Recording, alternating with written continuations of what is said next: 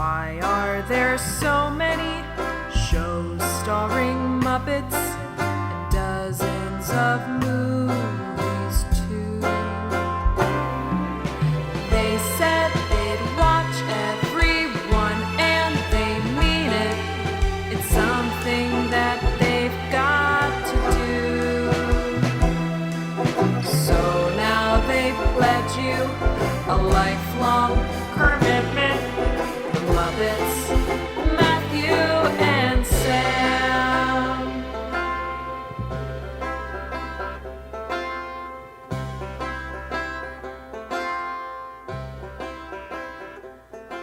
Welcome to Commitment, the podcast where two friends have vowed to watch all things Muppets. I'm Matthew Gatos. And I'm Sam Schultz. And this week we watched the movie/TV special, The Muppet Musicians of Bremen, as well as Big Bird/Carol Spinney's appearance on What's My Line. But this week we watched what is the third and last in the series of Tales from Muppetland movies, which wraps up this sort of journey that began with Tales from Tinker-D.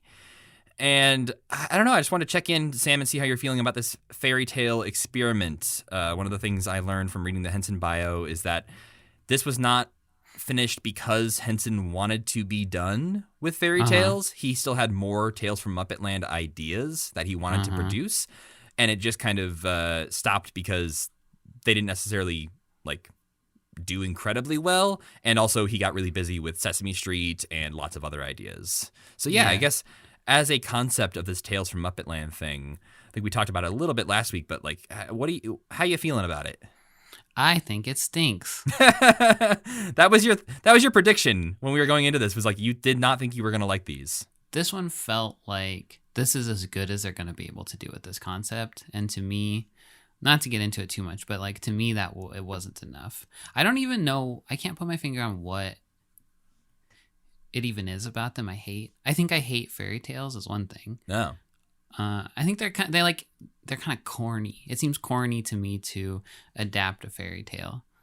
Even stuff like Shrek is just why are I think I put myself in the shoes of somebody working on this thing and being why am I adapting a fairy tale? It's just so stupid. Well, I think just that's why a better story. Yeah, when they step outside of that, or when they do the sort of meta twist of we know what this is about kind of thing, is when it works better. Obviously, Hey Cinderella had its problems that we talked about, but the fact they didn't do the one-to-one retelling and they let it be its own kind of thing helped that out a lot. Whereas I feel from what I know about Musicians of Bremen, this is pretty much a retelling of that story. It seems to be exactly the same story. I mean, maybe just the setting is different, but otherwise it's basically exactly the same. Also, a story I had never heard of before this. Do you know this story? I don't, but I have a friend who has a Musicians of Bremen tattoo. So what the hell? This is a story that apparently other people are very aware of. Okay. And the Musicians of Bremen is a very popular thing around the world. There are towns who have this statue that every town has the same statue when they do it. It's the donkey with the animals stacked on top of each other. So this is a thing that is a famous story around the world, but I had never I thought the Muppet Musicians of Bremen was an original concept that they had come up with, and then turns out I was very wrong about that.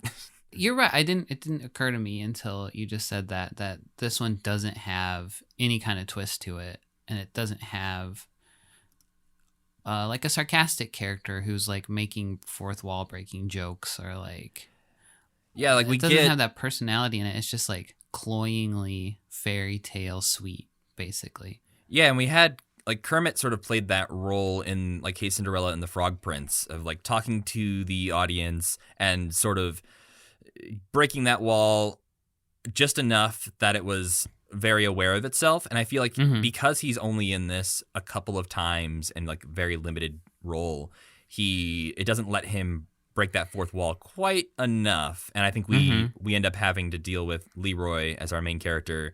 And I think there's just something about when the Muppets do adaptations, whether it's Christmas Carol or Wizard of Oz or whatever, we don't want them to do a one-to-one straight adaptation of this thing. What's the point of that? It needs to have a twist. And I think we're getting into discussion territory. So why don't you just go ahead and tell us what we watched this week, Sam? Muppet Musicians of Bremen. Leroy the donkey lives in the swamps of Louisiana and belongs to a horrible guy named Mordecai. Mordecai is the leader of a group of bandits, and one day when Leroy is pulling a wagon full of the bandits' latest ill-gotten gains, Mordecai... Some of this I can't remember even though I watched it 2 days ago. Mordecai, for some reason, decides that Leroy is too old and useless to live. So he goes to get a shotgun, get ready to kill Leroy, but Leroy makes an escape. In the commotion, a tuba flies out of the wagon and lands on Leroy's neck. It turns out that the latest thing they stole was just a bunch of instruments. So Leroy gets away with the tuba on his neck and a wagon full of instruments attached to him. He's walking, trying to figure out what the hell to do, and Leroy runs into Kermit, who teaches him how to play the tuba in about 4 seconds. And then Kermit tells Leroy about Bremen, which is a town nearby that would love a tuba playing donkey. So Leroy decides to go to Bremen, and along the way he runs into a rooster named TR, whose owner is about to eat him. He convinces TR to come with him, and TR gets a cute little banjo and can play the banjo.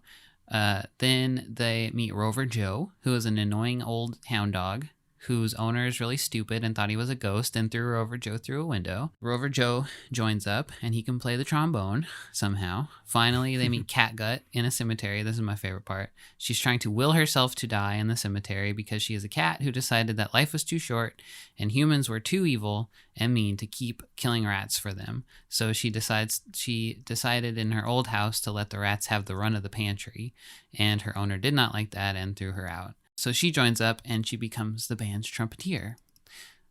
So far, so good. But then this is the part where it feels like it takes forever. They stop for the night after they all meet and are friends, but they're hungry. So they decide that the best plan of action for them is to try to find a nice family nearby, play their music in the hopes that the family will adopt them and feed them and just care for them for the rest of their lives. So they find an old shack, and they look through the dirty window at what they think are a nice family, like carving a turkey and dancing and stuff. But what they're really seeing are their old owners, who are revealed to be the members of Mordecai's gang, splitting up their loot and like getting in fistfights and being rowdy, mean people. So the animals still think it's nice people, and they make a plan to play the best music they can for the family. They kind of surround the house, barge in, and start playing music. They scare all the cowardly, superstitious thieves who think that they're swamp demons, and the whole group kind of gets in a big fist fight that ends with the thieves running away from the house, and the animals inside the house discover a bunch of treasure and food, and they decide to just live in that house. The end. We also watched Carol Spinney as Big Bird on What's My Line, which is a show kind of similar to Tell the Truth. Is that what the other one was? Yeah. Where a panel of celebrities try to guess a quote, like, regular person's weird job. In this case, a regular person is Big Bird. Yeah, they would do at the end of every episode of What's My Line, there would be a mystery guest, which was always like a famous person that would be instantly recognizable. So there's episodes which are really actually pretty fun to watch if you go back and watch some What's My Lines, where they'll have Walt Disney or Muhammad Ali. Oh, cool. Or there's an Eleanor Roosevelt one. And yeah, it's... What the hell? Similarly, they do with Eleanor Roosevelt, what they do with Big Bird is they do not let the mystery guest speak because the guest has a very recognizable voice. And other times you have like Muhammad Ali goes on and like does a falsetto like fake voice. He'll answer questions and be like, yes. And then Walt Disney like speaks like he'll like respond to answers like oui, si, yes, and like respond with accents and foreign languages to like disguise who they are because the panelists are all blindfolded, so they're not seeing, they're only relying on sound. And in the case of Big Bird and Eleanor Roosevelt, which obviously equate those two, the host of the show does their answering for them because their voice would instantly give them away. So the celebrity panel has to try to ask like 20 type questions to deduce who this person is. They get pretty close. They start to hone in on someone who's pretending to be an animal on stage, but then they run out of time. There's a guy who's like, it's not Smokey the Bear, is it? I also like that one of the panelists had like broken the rules of the game show, and he went in the hall and wasn't supposed to go in the hall. He's like, I was in the hallway. They're like, you were in the hall? He's like, yeah, I was in the hall. And they're like, it's you have to like take a leap there to understand like, oh, he's saying he saw the guest, but they just keep repeating like, you were in the hallway. I was in the hallway. So he like recuses himself from the panel. So then they all get to take their blindfolds off, and Big Bird says, "Hey, what's up?" Then it goes to commercial break. It comes back to just Carol Spinney, not as Big Bird, and he gives a nice little talk about how he plays Big Bird, and nobody ever seems to understand that it's his hand up above his head that's controlling his mouth, which I think is very strange. Yeah, which I guess, like, it's hard to picture what exactly is going on in there, and we've talked about the insides of Big Bird and how it all functions, and it seems so chaotic that I think it's probably not people's first assumption is what is actually going on in there. But yeah, like the idea of like he comes out and he needs to sign in and he uses his left hand because his right hand is up in the head, keeping Big Bird upright. Right. And so there's like these things where you have to think about the way he's functioning inside of that costume this whole time. And yeah, they ask him like, is Big Bird a puppet? And he's like, well, yeah, like I'm puppeteering it with my hand above my head and like it's a puppet. Yeah, I thought that was an interesting question, kind of. It's like a dumb question, sort of, but it's interesting to hear him. It's interesting to hear Carol Spinney like talk about puppeteering, but it's interesting to hear him like define what a puppet is to him and how he like interacts with Big Bird. Especially as a person who's right-handed, do you notice when people use their left hand to do stuff? Not particularly. Okay. I think with the Muppets sometimes it's more of a thing because I've right-handedness or left-handedness comes up a lot when you're like looking into different Muppets. Right. Like most puppeteers will use their dominant hand as their like mouth hand so they can have the control. And specifically, we'll be talking more about Oscar the Grouch later in our Muppet of the Week segment. Mm-hmm. But for the first season of Sesame Street, they had built the trash can in a way that Carol Spinney couldn't fit in there the right way. And so he had to use his left hand to puppeteer Oscar for like the first season. And that was like a huge challenge, obviously. So like I think I just had that sort of on my mind. And so watching that and being like, oh yeah, he has to write left-handed because like Big Bird's right hand is useless. I never noticed as a left-handed person, but I do remember that the Electric Mayhem all play their guitars the wrong way or something like that because they're like all lefties. I don't know if that's true. I just remember reading that a million years ago somewhere. So we'll find out soon. We'll get to meet the Electric Mayhem pretty soon. But yeah, Carol Spinney again, just as charming as he was on Dick Cavett, like you said, when he's talking about puppet stuff, he's very clearly very into the artistry of like puppeting, and he is a guy who gets to work these puppets that like nobody else works puppets like Big Bird really. Mm-hmm. So he has a very unique take on some of these things. He's as close to Jim Henson as anybody else that we've encountered like puppeteer wise. I feel like Frank Oz is like ironically detached, or like that other guy Jerry Nelson won't say a word. Yeah. Which rereading the biography of Jim Henson, turns out Jerry Nelson was like an actor before he joined what the hell the Muppets. So I'm also curious of like how that went for him. Yeah, why he when he's on stage in that thing we watched feels compelled to sit basically backwards away from the camera. Yeah. Maybe that's why he became a puppeteer. He's like, oh, I can act and not be seen? Deal. Yeah. Count me in. But Jim is so weird and so like bogged down in the details that it's like refreshing to hear Carol Spinney, who like loves puppets maybe even more than Jim Henson does, since Jim Henson learned puppets like out of necessity almost, it seems like. I just love hearing him talk about it more than I have liked anybody else talking about it, basically. Yeah, there's something to Carol Spinney, I think, not being the man in charge of everything, that he gets to sort of not have the stress that Jim Henson has on him. And I think Jim Henson could be very controlling in a way where he wasn't, like, aggressively controlling, but was very much the, like, oh, well, I'm going to do this because I want to do it that way.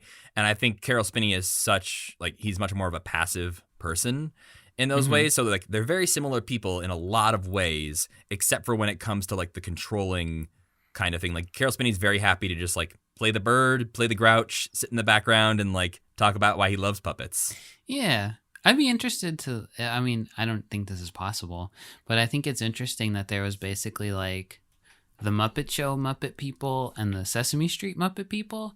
And it would be interesting to know like how those two groups evolved in different ways, and like what the team was like, if one team was nice and like, because I assume the Sesame Street people are like nice and chill, and the Muppet Show people are like chain smoking, stressed out Hollywood people. And I'd just love to know if that's true or not. I think early on there was enough crossover that the chaos kind of bridged there Uh-huh. because I know specifically I'm thinking of Richard Hunt, who was like 18 when he started working with the Muppets on Great Santa Claus Switch. And from everything I've read in Street Gang and about him in general, is he was sort of the like troublemaker on set, and like the swearing a lot, and like and he worked on obviously the Muppets and Sesame Street, so he was just kind of, I think, bringing chaos with him wherever he went. He looks like a bad boy.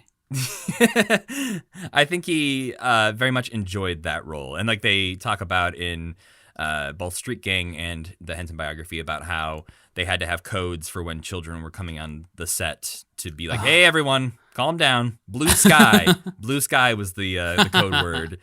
To be like, "Hey, everyone, shut up. There's kids on set. Stop your normal bodiness." The code word that meant Richard Hunt, stop swearing, please. Yeah. I mean, there's also just like, not that this is like a bad trait, but there's like footage in the Street Gang documentary where you see Jerry Nelson controlling Count, and then they like, in between shots, he's like smoking a cigar, like on the set of Sesame Street with like the Count on one arm and like a cigar in his hand. So yeah, I don't think there was like, I think now it may be like a little bit more controlled and chill on the Sesame Street set versus like a Muppet set, but back then I think it was a little more mixed. I would also be interested to read, I think Carol Spinney put out a book that was sort of a sort of a memoir, but also sort of like it's called like The Wisdom of Big Bird. So it's a little bit about him, a little bit about Big Bird, but I'd be interested to read that to hear more of like his experience, because I know that they talked about, and we've talked about this before, of like he didn't really fit in with those guys. And I think that's sort of that vibe that was going on with Richard Hunt and Frank Oz and Jim Henson and all them, were a little bit more chaotic and risque, and he was just not that guy. This episode is not about this at all. But did he not end up on Muppet Show because he was too busy on Sesame Street, or because he didn't get along with those guys? From what I've read, at least, it seems like it's because he was too busy, and that's actually why they hired him, was because they needed somebody. Basically, the Muppet segments on Sesame Street, early on, the plan was to record them all separately, so that like Bert and Ernie weren't interacting with the humans, and all these Muppet segments were happening separate, so that they could record them in batches and just have this big old shoot day where Jim and Frank would show up, do all their Bert and Ernie stuff, and they would just like edit that into episodes later on. Right. Once it was clear that they wanted to have the Muppets interacting with humans more, they realized, okay, Jim and Frank won't have time to do this. We need somebody who can be there every day just for Sesame Street. And so that's part of why Carol Spinney was hired to do 2 characters, is because they wanted somebody there who could do more. And Bert and Ernie generally don't show up on Sesame Street, right? No, they do more now. Obviously, that it's not that makes people sense, who are, because it's people who are busy. Specifically there for Sesame Street to be right. They walk around a little bit more on the outside of the building, but back then it was pretty much relegated to their little segments. Anyway, the Muppet Musicians of Bremen. What'd you think about this one? I want to know what you thought about it first. Not my favorite. Maybe my least favorite. Like, obviously, things like Our Place and the other TV appearances we've watched, some of those have been pretty rough to get through, but they were short. And Our Place, that wasn't the Muppets' fault. No. Yeah, that's the thing, is like, this we can only blame the Muppets for this one. There are only Muppets in this one. No humans at all. Well, there kind of is. There kind of is. They're unpleasant to look at. That's like, so my number one word I wrote down multiple times in my notes was unappealing. That like everything just looks so unappealing. The characters are all kind of unappealing. No one, I don't know, there's like no one to really relate to. There's a lot of unpleasantness going around, and the songs aren't that catchy. And so I thought the songs were okay, actually. I liked the songs in the beginning. So the first and second act, like Leroy leaving home and Leroy meeting all of his friends, that part has some good songs in my opinion. And like this main song that they sing that like grows as they all get together, I like that a lot. But then once it hits the second act, they sing that boring song about finding a family, and that's the only song they sing, and they sing it like 2 or 3 times. It's so bad. I enjoyed TR, the Roosters song, the most out of those early ones. But yeah, I wasn't none of these songs clicked with me the way like some of the songs in the Frog Prince did. And the songs in the Great Santa Claus Switch were also pretty great. Those were like the best songs so far. Because they were funny, I think, was a helpful part of it. But yeah. Right, they weren't just completely heartfelt. Uh-huh. And so, yeah, I don't know. I thought this was interesting because obviously this looks a lot different from other Muppet things we've seen. They discovered the whole flocking process, so they use that on some of the puppets. We have humanoid Muppets, which are somehow a different kind of creepy than the Muppet Men that we had in Hey Cinderella. So the human characters in this, for people who haven't watched it, which maybe, you could just check it out for a second. Don't gotta watch the whole thing. They're like human proportioned, very similar to what you just said, like the Muppet people from Hey Cinderella. They're human proportioned with a little Muppet head on top of them that somebody's like controlling with a hand. I don't know if they switch back and forth or what. Yeah, I'm not really sure how those function because it seems like it's a mask. Like it's not much bigger than a human head on some of them. Some of them are much bigger. But other ones are like not much bigger than a human head. So I'm like, I don't know like how you would, if you could get your hand up there, like next to your own head next doing to that. Your face? Or if they were just good about hiding when it was somebody's hand in the head. Yeah. And then like behind him would be his gang who are all just the people in the suits. But that is one thing about this show. Like this has a lot of really impressive puppetry in it. Like characters will switch back and forth between being marionettes and being like hand controlled, like within the same scene. They have a bunch of crazy. There's like a above, like a I don't know what you call camera angles, but an above camera angle looking down at the chicken coop with like the chickens running around and TR trying to get away from his owner, and that is like.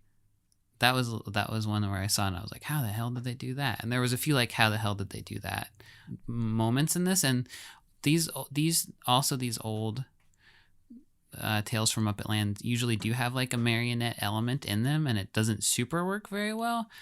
But in this one, I feel like they nailed it. Like the marionettes look great. So technically, yeah, it looks good. But yeah, to me, this felt most similar to Emmett Otter's Jug Band Christmas. In a lot of ways, which I will talk about obviously in the future, but I enjoy more than I enjoyed this. But there are things in Emmett Otter that feel very rough and like they were trying things out in a way with puppetry or whatever. And this feels like that to me, where they were making that next step in the evolution of what the Muppets could be and do, but they weren't there yet. They were practicing some things. And I think a lot of that has to do with the crew that sort of worked on this. They brought on Bonnie Erickson, Carolee Wilcox, and Michael Frith, who are big names in the future of Muppet productions. And some of them sort of worked there before this, but in smaller roles as either like a costume designer or things. But Bonnie Erickson is largely responsible for the Terrifying Humans and their design. But she will go on to design and build Miss Piggy, Statler and Waldorf, and like multiple important Muppets. And then Carolee Wilcox will go on to, she helped with Miss Piggy, but she also will design Elmo. So like these are very important people who sort of got their start around this time with the Muppets. And then Michael Frith was brought on as a freelance artist to design Rover Joe. While he was working at Random House, he was like working on Sesame Street books, and he was brought on to work on this. And he would eventually become the art director for Jim Henson Productions, as well as like a ton of other very important Muppet things. Yeah, he designed a ton of the Muppet Show Muppets, it looks like. And yeah, I was distracted by his oddly sexy pictures of Miss Piggy on the Muppet Wiki page for him. I'm looking at those pictures, and the fact that you call them oddly sexy is interesting. Okay, look at him. You can see her whole legs. He liked drawing Miss Piggy's legs quite a bit. Look, okay, I said what I said. I'm not going to take it back. They're oddly sexy pictures of Miss Piggy. You can't deny that. All right. You're a nasty, horrible man. Me? Yeah. All right. I didn't give any kind of approval one way or the other on that one. I was just scrolling through pictures of Muppets and Floyd and Dr. Teeth sketches, and then I saw Miss Piggy's legs, okay? Yeah, couldn't help yourself. But he goes on to, design a lot of characters. From what I was reading, it seems like I don't know the circumstances of Don Soline's death when he does die in 1978, but I know that later in his career he was slowing down a bit, and the Henson Company was working at a pace that Don Soline could not keep up with. And so they need to start bringing in some more designers and builders to like make up for what he couldn't do, because they're also doing a lot of very different projects at this time. They're doing Sesame Street. They're doing all these things. They're ramping up to try and pitch some pilots for the Muppet Show. And so they needed more puppet builders. And it seems like Michael Frith sort of stepped in and was able to do that sort of interpreting Jim's drawings into a character thing that Don Soline was so good at. Was Don the only one doing it until? I don't think he was the Around only one now? doing it, but he was like the head of Okay. the production side of things. One thing I want to mention, too, before we get more into talking about the Muppet Musicians of Bremen is something that was happening during this time was they were trying to make another Sesame Street type of show. And I'm not talking about the Electric Company. We'll talk about that more in the future. Is this the Effects show? Yeah, the Effect, I don't know how they were going to pronounce it, show. But yeah, the Effect show was something that they started to pitch, the CTW did. And this was going to be like an emotional development show for young children, teaching them less about like math and drawing and shapes and things like Sesame Street did, and more about like how to deal with a bully and things that Sesame Street, I think, has like started to tackle more throughout the years. But early on, they were much more about like, hey, preschoolers, here's what a triangle is. So they were looking at how to do this for the like slightly older kids who were like understanding these high concepts a little bit. And they did the same things they did with Sesame Street, where they met and had like a summer of meetings and lots of research went into it. And it seemed like it sort of just fell apart for different reasons. There was some concern that there was a quote that said they were afraid of being accused of indoctrinating children with values decided by CTW staff.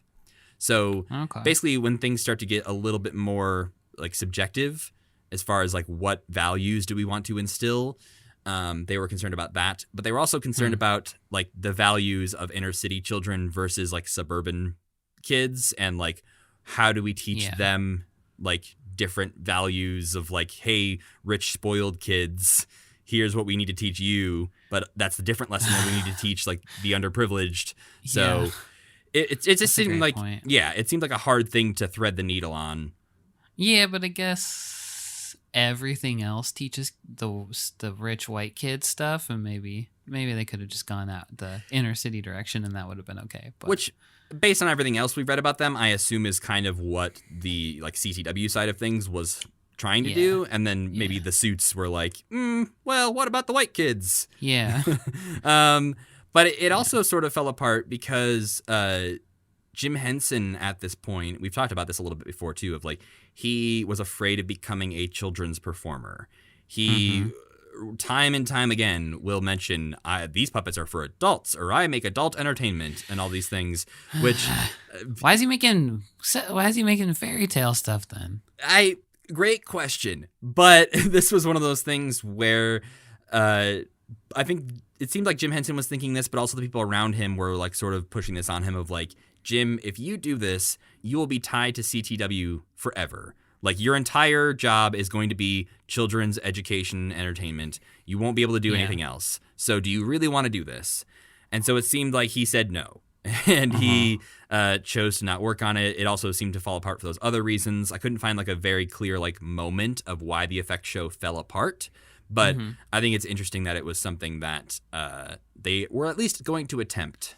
Also during this time, Jim Henson is starting to try and push for this thing that he's been working on, he's been thinking about for a while, and he will continue to think about and push for another couple of years. He's trying to get a stage show of the Muppets going.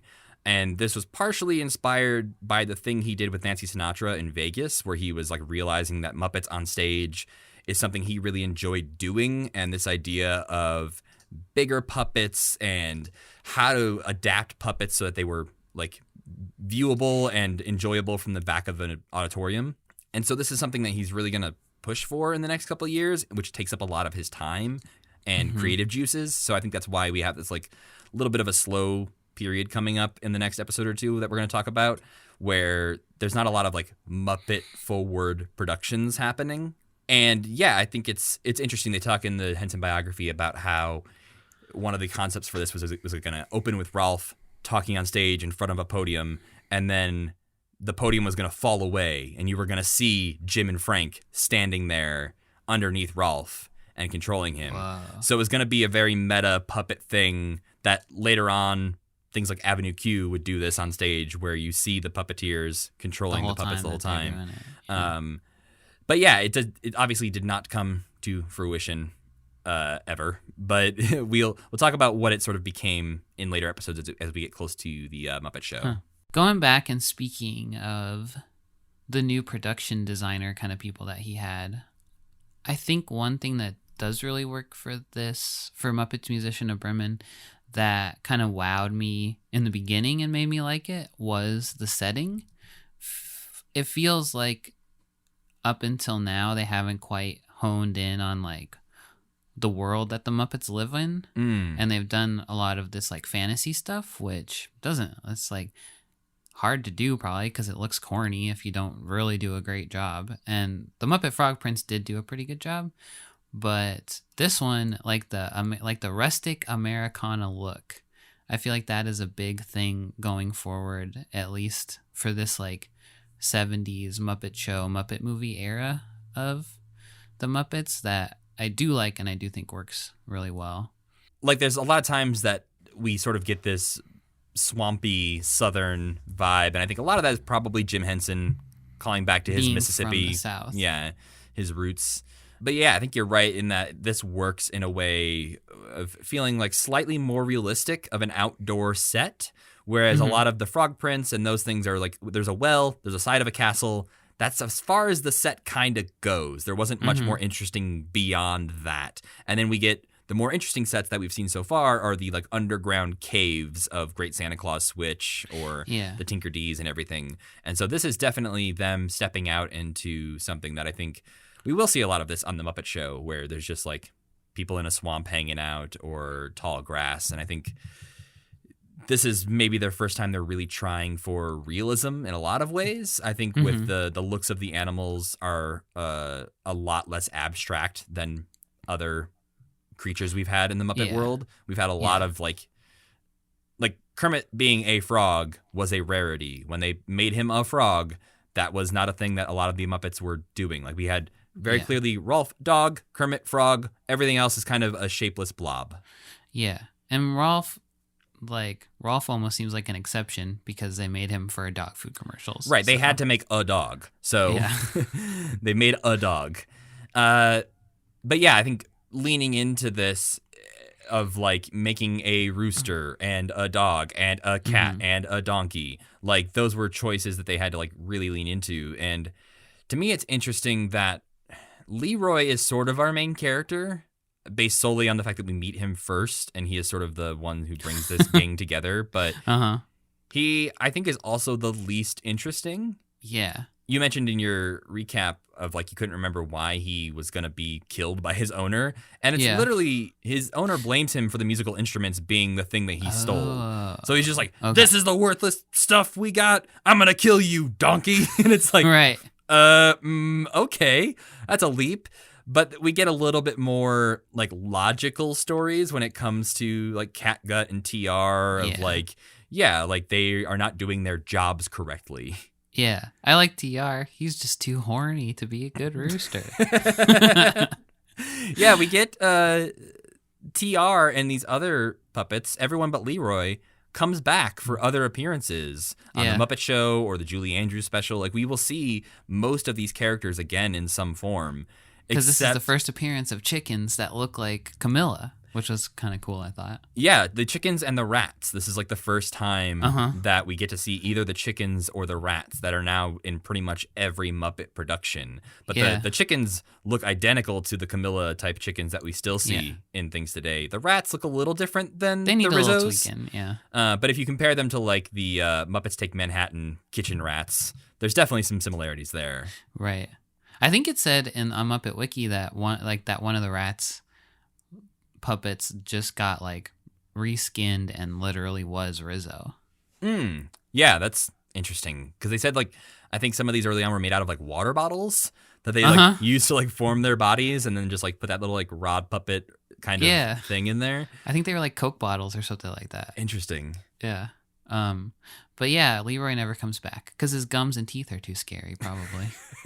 Yeah, I think out of all of those, obviously he looks like a Muppet. There's still that Muppet soul to him, but if you're looking at a character that you can reuse for other things, one, I'm sure he was difficult because he's a big old four-legged thing that takes up a lot of space, and the marionette thing is probably difficult, whereas like TR is just a hand puppet rooster, and Catgut's just a hand puppet cat, and you have Rover Joe, who's just a dog who's laying on the ground. But yeah, it's like he was maybe a more difficult puppet than the other ones. Did you have a favorite amongst the crew? I liked TR and Catgut. Catgut's story is really fun because it's kind of like a unionization thing almost. And her song is like, you have to know who your enemies are, where she's singing to other animals about how people are actually worse than any other animal. So I liked that quite a bit. And I liked her debut where she's laying with her legs sticking straight up in the graveyard, and all the other animals are like, oh, that's sad, she's dead. She's like, I'm not dead yet, but I'm trying really hard. I really want to be. Yeah. So I liked those two, and they like fall in love or something at the end, I feel like, which is very strange. Yeah. The ending, I think, sort of falls off a cliff a little bit. As soon as they all... Like, I both felt like it was taking too long to get to the point. Like, the beginning is taking so long to, like, get this gang together, and all of their stories were so similar, and the beats were the same of, like, we meet an animal, we see why they don't do their job correctly, we see them fight with their owner, hey, here's a random musical instrument. And so the fact that, like, we watched 4 of that exact same story play out was like, oh, right, let's get maybe to the point of this. And then we get to the point, and I'm like, oh, well, okay. That's what you were trying to do? They don't even get to freaking Bremen ever. No. Which, it doesn't even feel like there's a point to them not getting to Bremen. At one point, they're just like, we don't got to go there, I guess. We can just go anywhere, really. Well, and it makes them seem very dumb because... They get way dumber in the third act. Because they just decide to wait there for the family to come back that never existed. Like, they don't figure out that the robbers were the family. They think the robbers scared the family off. And so, like, well, I guess we'll just wait in this house forever. And I'm like, you're gonna die. You can't grow any more food, and all of these things are perishable that you found. Yeah, you had people taking care of you before. You have you have like a week at best. How are you gonna sell this jewelry you found too? But it's weird because in the original story, they purposefully get revenge on their owners. That's what, for me, I was a little confused at, like, they also don't recognize the owners. Yeah. Like, they go into the house and cause commotion or whatever, and they see them, and they still don't recognize it. Like, oh, hey, the robbers or this family was actually the owners that we hate. Yeah. It just like they recognize that they are bad guys and robbers, but they don't acknowledge that they are the people they already met and lived with for years. Just doesn't add up. The way the third act wraps up just does not make much sense at all. No. And like you said, there's that long, like, family song moment, and we also have to, like, endure the multiple characters going to the window to, like, see the silhouettes of the family being a family. And, like, to me, that made more sense if you have it happen once. Yeah, like Leroy and they or all whoever go goes. at once, and they all see the thing being, like... Or even, like, it's more believable to me that one of them would go, happen to see this moment happening where they're like, oh, he's cutting a turkey, we should go, and they all just believe that. As opposed to what happens is he goes, he sees a silhouette, and he's like, oh, they're cutting a turkey. They're having a nice family dinner. Let's go live with this family. And the other ones are like, I'm not so sure. Let me go check.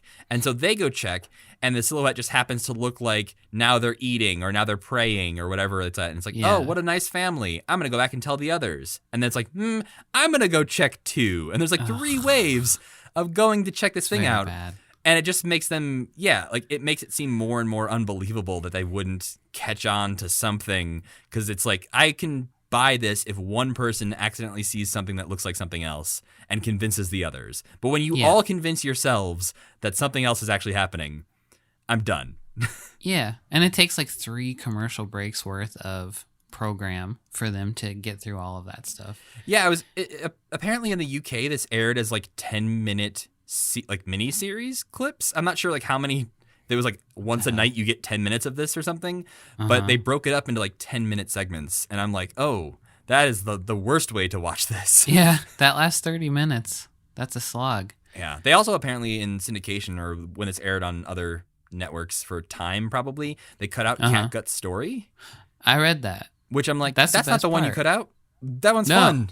Like when I Yeah. read that, I was like, oh, maybe something is like sort of offensive or something in there. So I was like waiting for them to crack a joke or maybe make some really dark humor. And that doesn't happen. So I think it was just purely for like, hey, we need to cut some time out of this. Let's cut the last story. Yeah, cut Rover Joe going to look in the window. Yeah, you don't need Rover Joe at all. You want to hear something fun about Muppet Musicians of Bremen? Yes. Or no, about regular musicians of Bremen? I was like, I think that's why we're here. Sorry. So according to Wikipedia, in Japan, Tezuka Productions, which is the man and the company that makes Astro Boy, Astro Boy. They made a loose science fiction themed animated television film adaptation in 1981 called Bremen 4 Angels in Hell. It revolves around an alien visiting Earth. So I'm just reading Wikipedia. Sorry, Wikipedia. During a military invasion of Bremen and giving 4 animals, the ones from the tale, a device that can transform them into humans. Then the last sentence is, despite being aimed at children, the film has substantial amounts of gun violence and depictions of war crimes. So I think we should have watched that instead, maybe. It is, I'm looking at images from this now, and there are some terrifying images of these humanoid animals where they're like, especially the donkey man, where his face is just stretched in a way that I don't enjoy a lot. Bremen 4 Angels in Hell is just a great name for something. Oh, yeah. And there's like a bad guy with like stormtrooper looking backup characters where I'm like, this is terrifying. That's cool. Anyway, well, so yeah, I don't know. I don't have much to say about Muppet Musicians of Bremen. Well, I guess we said a lot, but it injects some interesting like down home country kind of stuff into the Muppets that they will keep using, like a barnyard sensibility. Actually reminded me a lot of the Muppet movie, except Kermit is Bernie at the beginning telling Leroy to go make millions of people happy. Yeah. So it's kind of like into that because they're singing like Moving Right Along when they keep singing their song together. And I was like, oh, this is the kind of story I like. But then it's like if the Muppet movie ended with Kermit and Fozzie being like, yeah, we don't got to go to Hollywood. Let's just live in this random house. Yeah. Utah seems nice. Have you ever read the comic Pogo? No. Okay. Have you ever seen the comic Pogo? I am aware of Pogo. And yeah, I this is one of those things where my brain is not clicking right, but I'm pretty sure Pogo comes up in the Henson biography. Yeah, Pogo is something that I've seen mentioned a lot of times when I'm looking through Muppet Wiki, especially because I think Emmett Otter owes a lot to Pogo, and I think this does too. And a lot of the character design is kind of like lumpy, ugly, cute sort of Pogo stuff. But I feel like Pogo is kind of an unheralded influence on Jim Henson, and I think this one especially feels like the beginning of that influence on him. Yeah, I think they talk about that a lot in the Henson book, of that he was a big fan of that. So Yeah, I have not checked out any Pogo, but yeah, looking It's at the images, I can fine. see it's Muppet adjacent. Yeah, it's good. It turns into a lot of political satire that doesn't make sense anymore because you have to like look up who every character is supposed to be. Yeah. There's lots of very Muppety like environmental messages and like be kind to your fellow man kind of messages. But the humor is extremely like, it started in the 40s, I think. So the humor is extremely like old fashioned and like really intelligent, but intelligent for people who lived in the 40s who knew stuff that was happening in like the 40s through the 70s. Right. I think that's why it was such a thing for Jim Henson, is because as a kid, this was something he got into and then still enjoyed as an adult. Yeah, I think it kind of grew up with the people who listened, I think it kind of grew up with the people who read it as kids. And like got into Vietnam-y kind of themes when that stuff started to happen. Interesting. But like Beauregard, I think, is modeled after a Pogo character and like named after a Pogo character. Oh. I guess my main thought on Bremen is like, why doesn't this work? Like, it just feels like sort of a mess in a lot of ways that we've already talked about. But just like, that was my main takeaway, was that like, even when Hey Cinderella wasn't working for me, I was able to sort of get reeled back in by certain parts of it or feel Yeah. like, oh, well, that was a little rough, but this still works. Whereas like this, to me, felt like fully realized, but still was not working for me. Yeah. Do you have any thoughts of why that is? Nope. It was basically like that was my end thought of just like I finished this and was like, why didn't that work? Because there's things in it that are enjoyable. There's things I can point to and say that wasn't my favorite part. But I think overall I was just like kind of left confused and wanted a little bit more from it. Yeah. I think when you said at the beginning that it just doesn't have like the twist, the twist is they're puppets and like there's no like comical element to it really. It's just it is kind of like Robin. It's cloyingly sweet and it doesn't have any kind of underlying like chaos or like subversion or even any humor really. Except maybe for like TR's part is like the most traditionally like Muppety funny part. But it's just very like tame, I guess. And it has a why did they even bother to do this kind of feeling to it. Yeah, I think it feels like a step forward as far as technology goes for the Muppets, but does not feel like a step forward in storytelling for the Muppets. And I think you have Kermit there as part of this troupe we kind of know, but he is pretty much irrelevant. Like he has his moment where he gets to tell Leroy, like, go make yourself famous, become this band. But like his role in the beginning as like narrator for this, he pretty much just like immediately tells you, here are the heroes, here are the bad guys. Now you know. All right, bye. Yeah. He is kind of the most Kermity that he's been in some ways because he's not being rude or like saying cool lingo for some reason. Yeah. But he's also, kind of pointless. They should have brought Kermit with them. Then he could have just been one of the musicians and that would have made more sense. Which I think seemed like maybe the direction they were going at that point because like we get Kermit as the narrator at the beginning and then when he shows up to tell Leroy what to do, he says to the camera, oh yeah, I didn't tell you I was in this story too. And I was like, oh, cool. We get like Kermit becomes a character in this story, but he doesn't really. He basically he says, but not for very long. I think right after that too. Yeah. Okay. Well, nice to see you, I guess. Yeah. They haven't really, they like Kermit. They like having him as a part of these things, but they haven't learned that Kermit is where the money is yet. Yeah. It's so weird. It's so weird to see this. Like, it almost feels like Jim Henson wants to do the opposite of everything that will end up being the most popular stuff that the Muppet, like the reason that people like the Muppets.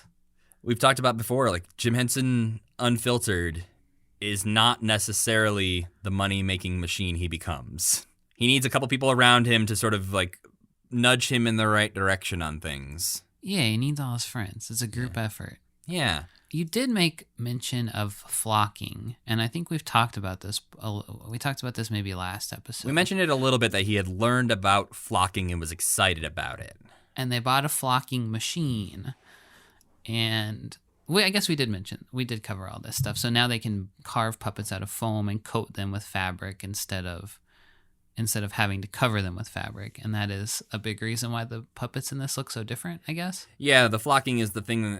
And again, I think we talked briefly about it before of like it involves electricity. Like you coat them in this stuff and then you stick a pin in the puppet and like electrify it. And that makes the like felty, foamy material stand up on end.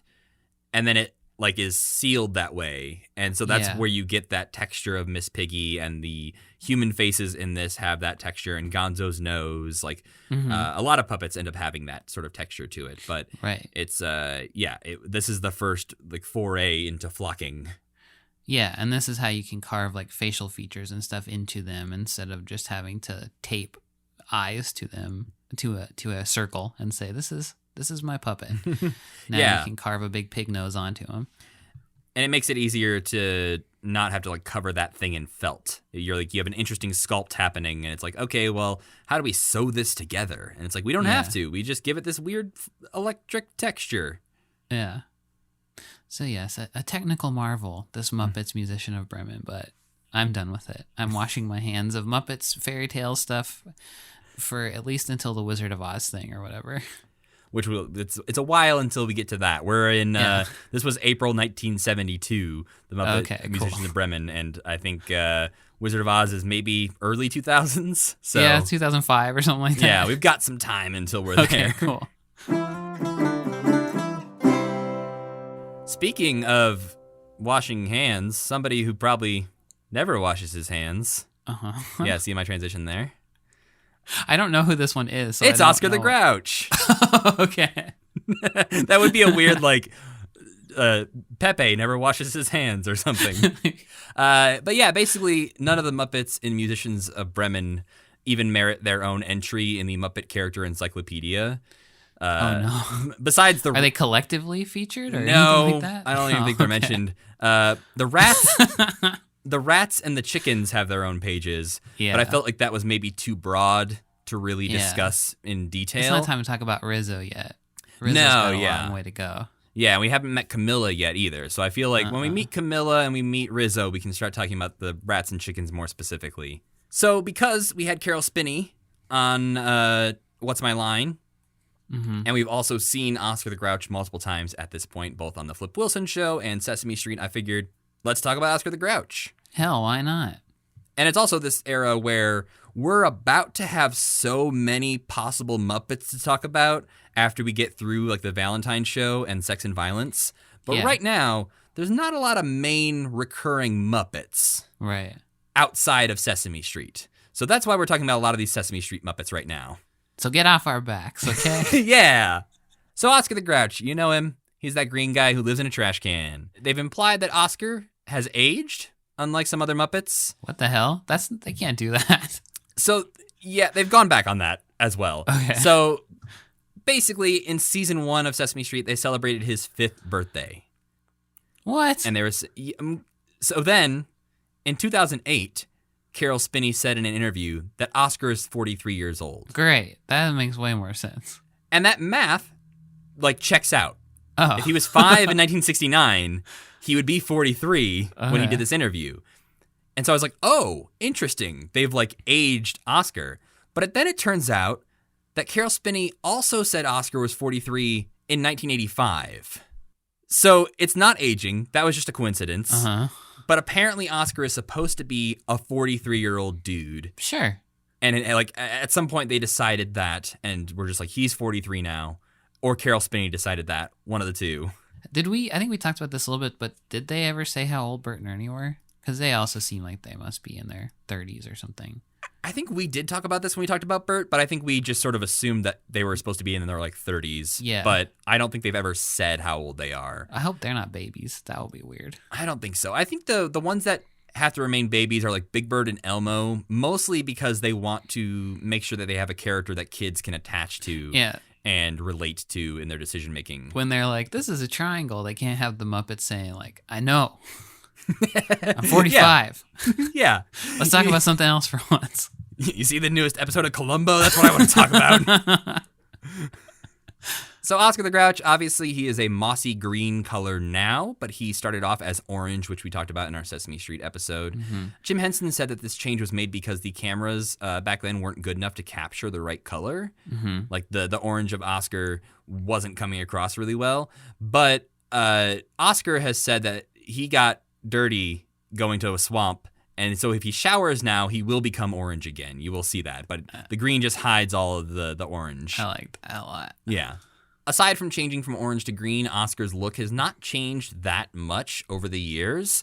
That early Oscar we saw on the Flip Wilson Show definitely looks a little different from what we end up getting. But from the mid-'80s through like 2015, 2016, pretty much always the same. With like slight variations in the color of the fur, and sometimes his pupils can move and sometimes they can't. We saw early Oscar in season 1, his pupils were moving, but they get rid of that pretty quickly and then bring it back in season 5, and then it goes away again pretty quickly. So I don't know if they liked it or if maybe it was just like too difficult to control.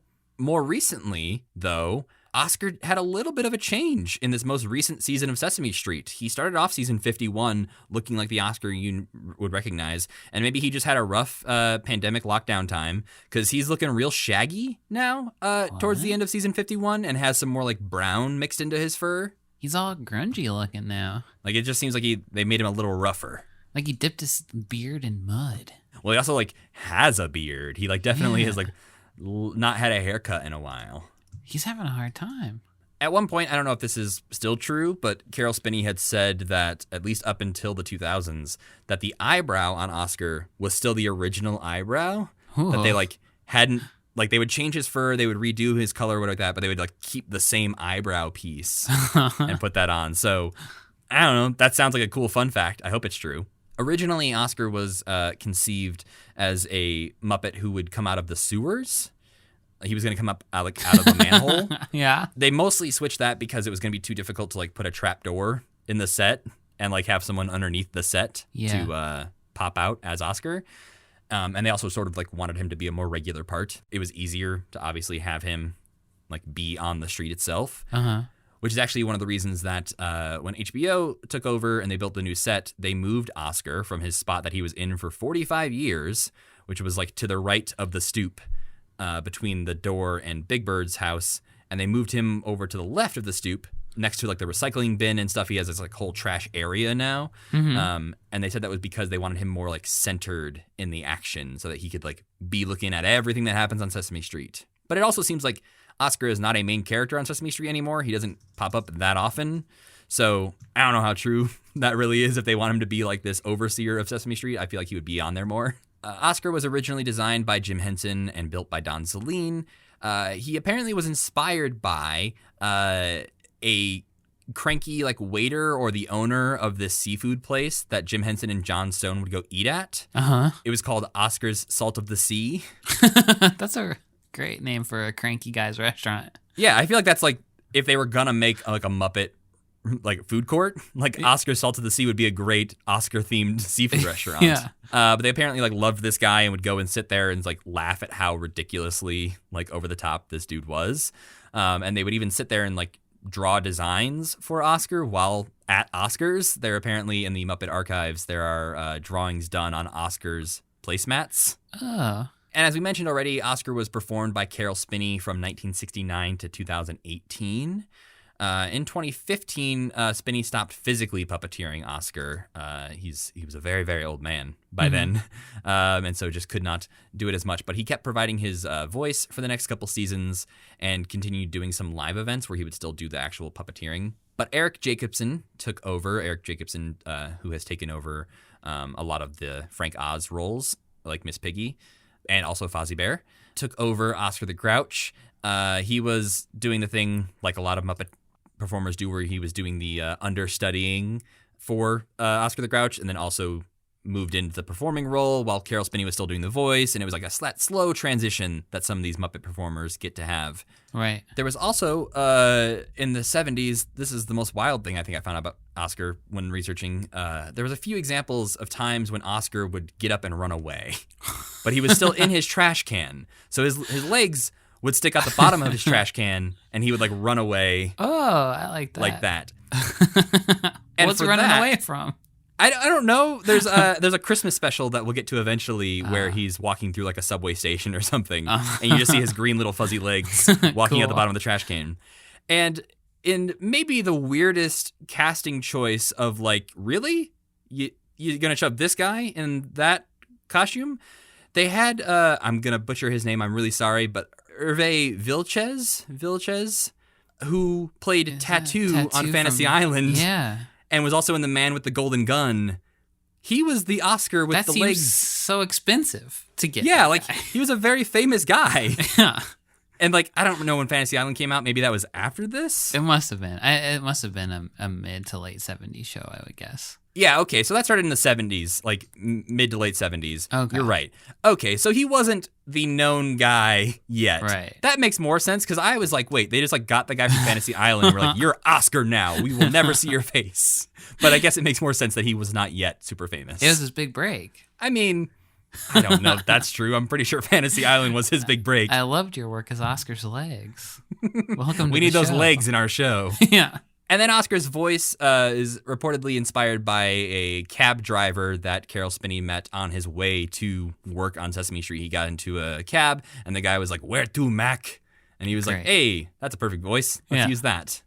That's also like joke accent of everybody in New York ever. That surely didn't start there because they do it in like Looney Tunes too. Yeah, I think it was just a lucky coincidence that it probably would have ended up being something a little bit similar to that. Yeah. But this Bronx accent that he gets was at least partially inspired by this cab driver, which Oscar becomes a cab driver on Sesame he's Street. got his own car. He drives the Sloppy Jalopy, which he uses as a taxi on Sesame Street. And then we get to Oscar's trash can. Seemingly bottomless, very like TARDIS-like in its ever-expanding, adding new things to it. I found a list of the inventory of things he has mentioned having as part of his trash can, and I'm sure it's even more than this, but he's got floodlights in a tennis court, he's got a bus system, he's got a framed picture of Benedict Arnold.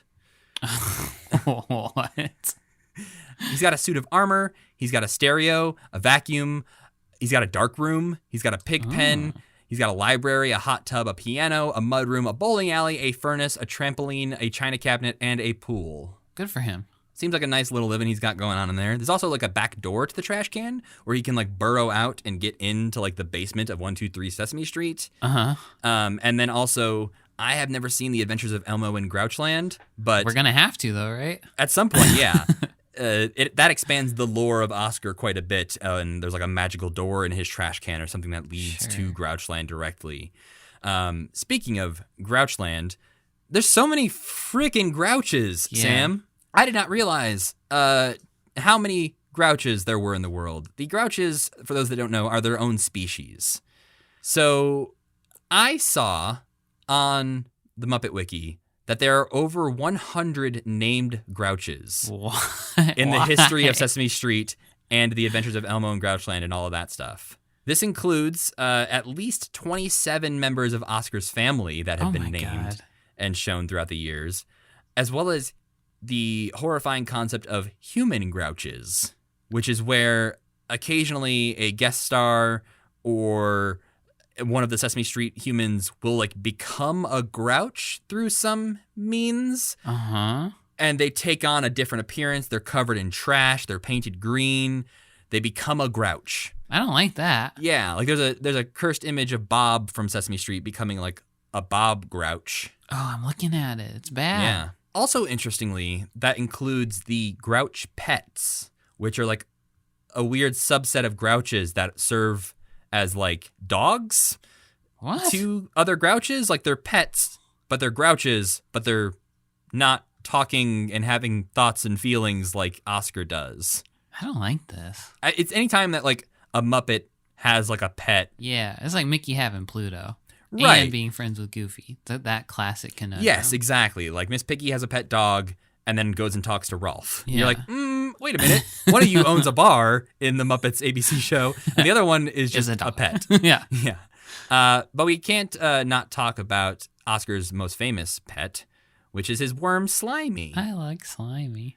I feel like Slimy is a very good, like, humanizing element for Oscar to have because I know early on there was contention between Jon Stone and the other writers with Carol Spinney. Carol Spinney thought Oscar should have this heart of gold and have redeeming qualities, and Jon Stone was like, no, he's just a jerk. Let him be a jerk. Oh, John. It's because he didn't believe he had a heart of gold, probably. But he did, apparently. But yeah, I think I could have gone, again, with the Sesame Street Muppets, you can find out so much more about them because they've been in so many thousands of episodes that they've given them so many family members and so many things. I think one of the more interesting ones is that Oscar has a girlfriend named Grungetta, who we have, she's been around since at least the 80s, if not earlier. Yeah. At one point, they apparently got engaged. Oh. But they called off their wedding because they were afraid they'd make each other too happy. That's nice in its own way. Yeah, because the Oscars and other Grouches, their mission in life is to be as miserable and grouchy as possible and to help make other people as miserable and grouchy as possible, so they didn't want to be too happy. Oh my gosh. Slimy even has his own pets. This is a deep, deep hole. Slimy has pets? Slimy has a Detroit dirt digger named Dirty. What's a dirt digger? I don't know. He's just a little bug. There's a whole Interesting. story about him. He was chosen by Slimy at the Bug-A-Wee Bug Shelter. I do like that they often give Slimy, like, a good backstory of like he has his own family that you get to He see. does. Yeah, he's got a baby. Yeah.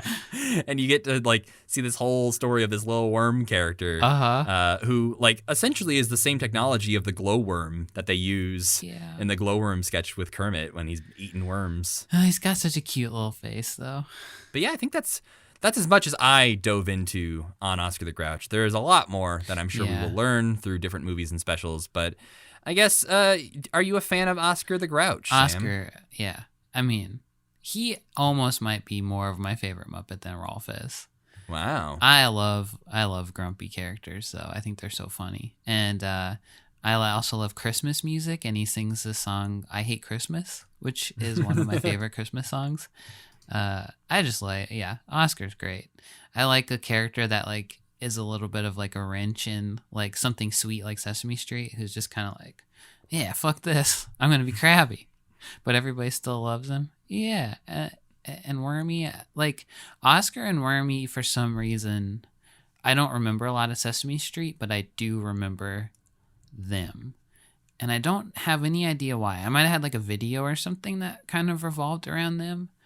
I have a lot of fond early childhood memories, especially with Slimy for some reason. I don't know. Yeah, Slimy also is like, I think one of those things that just jumps out at you is like a very cute, endearing quality of Oscar the Grouch. Yeah. Even on the Lego set, I built the Sesame Street Lego set, they have a little Slimy. They like, do? 1x1 tile that you just put next to Oscar that's just got like a little worm on it. It's very cute. Oh. It says a 1971 study done by Children's Television Workshop specifically noted that children were attentive, responsive, and loved Slimy. Boom. Proven. That's the main thing we remember. Yeah. So 5 stars. What do you think about him? I mean, if we're going out of my 60 scale, Yeah. what's a grimy sounding good number? 58? Ew. Disgusting number. 57, I think, is even grosser number. 7 is a weird number, I think. 7's a weird number. Not even round. You can't even divide it up nice. Yeah, maybe 57's more accurate. Okay. But yeah, top tier Muppet. He's great. Yeah. Oscar's one of those that, like, the fact that they're changing him now, like, I got slightly worried. I wonder how they make these decisions like that. And if there's like millions of hours of meetings, or if someone's just working in the puppet lab and they're like, what if I dipped his beard in some sludge? Maybe he'd look good that way. Yeah, I think HBO specifically, when they took over Sesame Street production, I think there was a lot of changes made for the sake of making changes. Uh-huh. Which, like they changed the whole set, didn't they? Yeah, the set's very different. I think at one point, I'm trying to remember now, I think this was actually pre-HBO, but at a certain point in Sesame Street's history, they like added on a whole extra part of the street that they then like later got rid of. Uh-huh. But yeah, I think there's changes that we'll see as we go through and talk about more Sesame Street in the future that are like some work and some are weird choices that they felt like somebody just had an idea of like, what if we just did this completely differently now? And they were like, all right, let's do it. And maybe when you're making thousands and thousands of episodes, you need that from time to time to be like, yeah, let's maybe change this up a little. Yeah.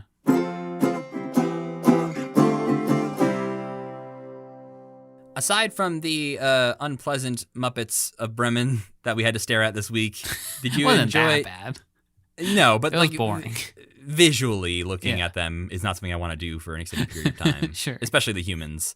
But did your eyes, ears, face enjoy any non-Muppet things this week? Yeah, I really only watched one movie again. So de facto's got to be it. Point Break, another Oh. Keanu classic. Like I was going to say the speed. classic. Yeah, I really liked it. Are you just on a Keanu like marathon right now? No, I don't even remember how it came up. I think it was just on HBO. It like scrolled by and we were like, we've never seen this before.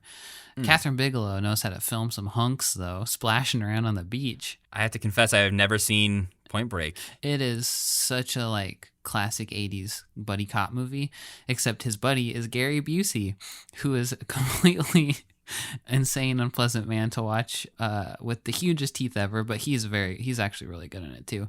Yeah, I think I would highly recommend it. An amazing skydiving scene. It's shot like super beautifully. We also finished Friends this week, the whole series. Just in time for that reunion. Yeah, it felt weird because we were like watching it on HBO approaching the end, and it made me wonder if a lot of people were also approaching the end of it or something, and that's why they were like looking at the analytics. A show with many it has a lot of problems. Oh yeah. I enjoyed it quite a bit. I think like in a modern look at Friends, I think at the time people really hated Rachel for some reason. I think she's the funniest character in the whole show. And I think Jennifer Aniston is like a comedy genius. And the ending is so horrible because Ross and all of the friends conspire to convince her not to move to Paris for her dream job.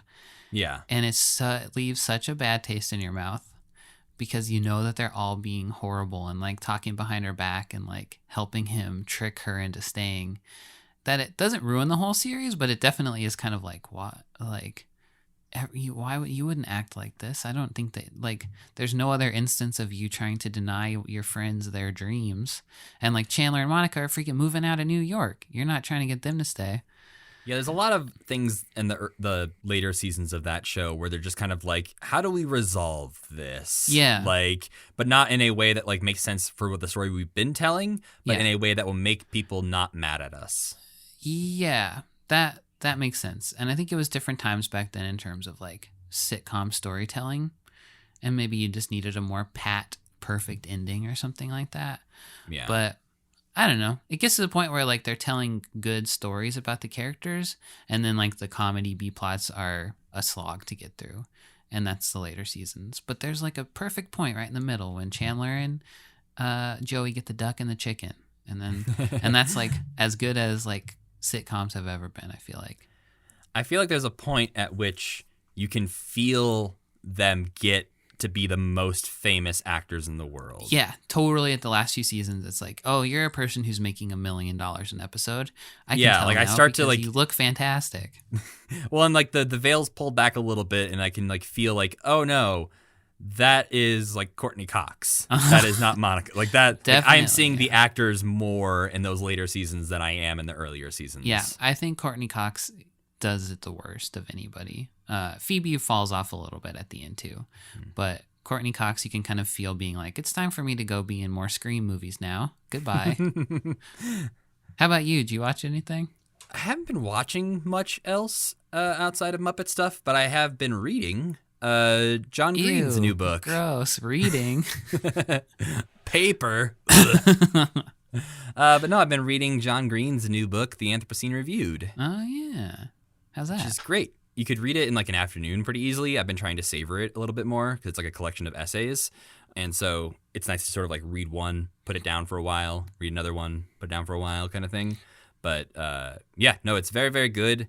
It's based on the podcast, The Anthropocene Reviewed, where John is reviewing, like, as a premise, you're like, okay, what's the big deal? Of like, John reviews everyday things like Canada Geese or Diet Dr. Pepper or those types of things. But he also reviews like the human lifespan and like our ability for wonder and those types of things. But mixed in with all of those reviews is like John's personal experience and life stories that like he'll do an episode about Canada Geese that will like make you cry. Right. And you're like, what just happened to me? So the book has a lot of that, and it's also, I think, I don't know, like People Magazine or something like that called it like the most relevant book for right now because he wrote it during lockdown largely, and so you get a lot of like reflecting on the past year of like not socializing with other humans and how that affects your feelings on things. And so highly, highly recommend. I think many people already know about it, but if there's some off chance you don't, go pick it up. Next week on Commitment, we will be finishing up 1972. Mostly we'll be watching the Perry Como Winter Show, which features some appearances by some Muppets we've already met, like Gosh Posh and Featherstone, but in very different roles. We'll also be discussing The Electric Company and the last appearances of the Muppets on The Flip Wilson Show. It's kind of a lighter episode than we would normally do, but we need to wrap up 1972 so we can move on to a lot of stuff that starts happening in 1973. We want to thank our friend Tuna for creating the music for this podcast and Cassie Wilson for singing our theme song. You can follow this podcast on Twitter at CommitmentPod, where you can find the playlist for all the things we watch. You can also email us, mail@commitment.com, if you have any Muppet memories you'd like to share with us, or if you just have some of the secret links to that sweet, sweet content that we haven't been able to talk about because it doesn't exist anywhere. Tom Jones, we're talking to you. And you can follow me personally at Matthew Gatos. And I'm at Slam Schultz. And as always, keep believing. Keep pretending.